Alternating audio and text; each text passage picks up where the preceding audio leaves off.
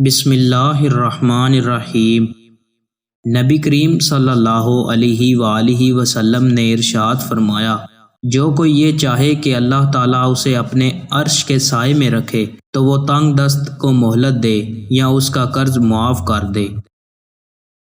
نبی کریم صلی اللہ علیہ وآلہ وسلم نے ارشاد فرمایا، جس شخص نے ریوڑ کی حفاظت والے کتے یا شکاری یا کھیتی کی حفاظت والے کتے کے سوا کوئی اور کتا رکھا تو اس کے اجر سے روزانہ 1 قرات کم کیا جاتا ہے۔